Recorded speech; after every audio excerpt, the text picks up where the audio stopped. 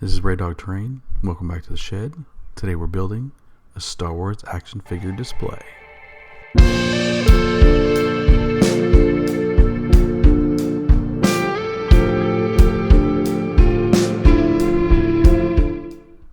So as some of you may or may not know, my other big passion is the 501st Legion. It's a worldwide Star Wars costuming group.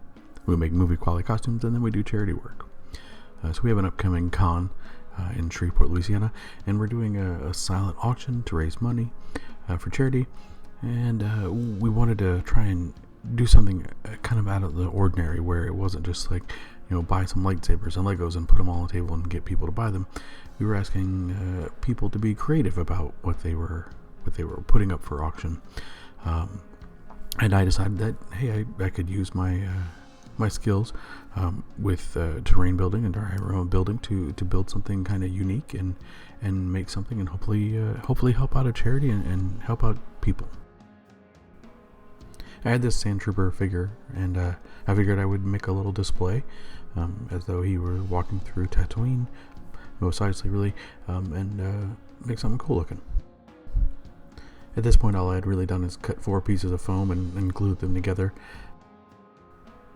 I cut out a doorway in this cheap dollar store foam board, and then took a piece of hard cardstock and just drew a design on it and cut it out. I'd seen this design somewhere on the internet. Honestly, I can't remember, and I thought it looked kind of unique. It's not. It doesn't look like all the other doors in Star Wars, but it looks like Star Wars.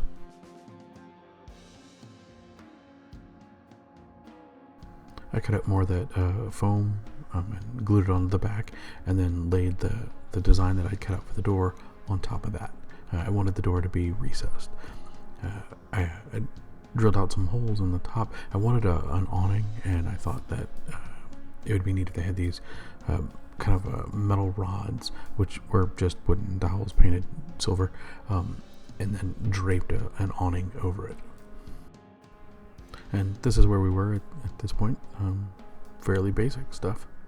And then I took some corrugated paper, and cut a very thin strip and put it on the inside of the door, just to give it some kind of detail. It worked fairly well. I think I really like it.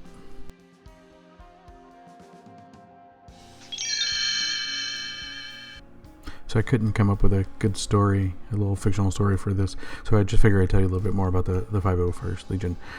We're a worldwide Star Wars costuming group. We were founded in 1997 in South Carolina when the special editions came out. It started more as a costuming group, but rather quickly we ended up expanding and becoming a charity organization. We're more focused on helping other charities by raising funds or just getting a little more publicity for their events. We don't charge anything for our appearances. We're in 60 countries and about 14,000 members, with somewhere around 25,000 different costumes that have been approved. If you're interested, go to 501st.com. Thanks. At this point, I'd covered everything in the secret sauce, which is, of course, just black paint and Mod Podge. And then I mixed up a quick batch of custard, which is not my own word. And that's just salt, grout, a little bit of water, paint, glue, just to get that sandy texture that you see on the buildings in Tatooine, on Tatooine.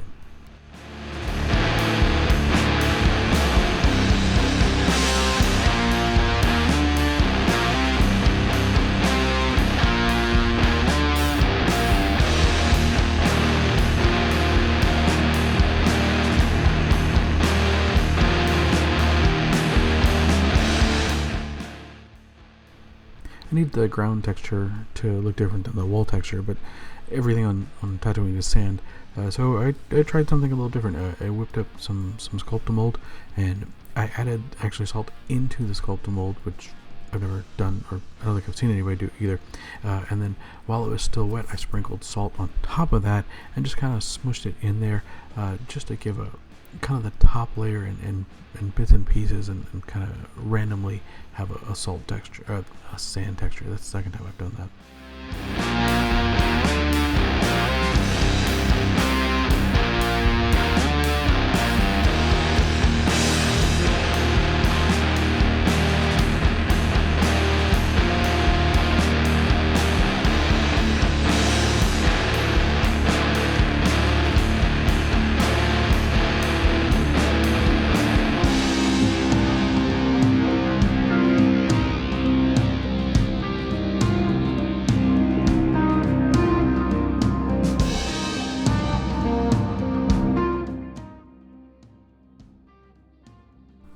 I made a control panel, a door panel from the clip for the bread clip, some Legos, and then just this little piece of cardboard that I found.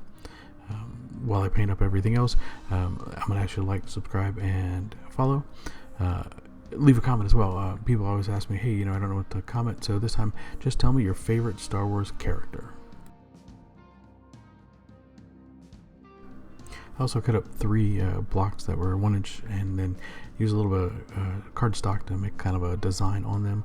Actually covered most of it in this cloth that I dirtied up, just to kind of make some scatter terrain. Some stuff that just to fill out the universe. This is just the same cloth, dirtied it up. This is going to be my awning for the top. While I do all that, let me tell you about the Plastic Microphone Studio. It's a collection of local YouTubers and podcasters who get together to help each other out. Please check them out if you have time, or you need to listen to a new podcast. I really struggled with the awning. I really struggled with putting like a hole in it and trying to weave the twine which held everything together. I found, instead of trying to thread it through, I just took my X-Acto knife and I just grabbed kind of spiked the twine and just shoved it all the way through, and that actually worked, and it didn't tear it up too bad.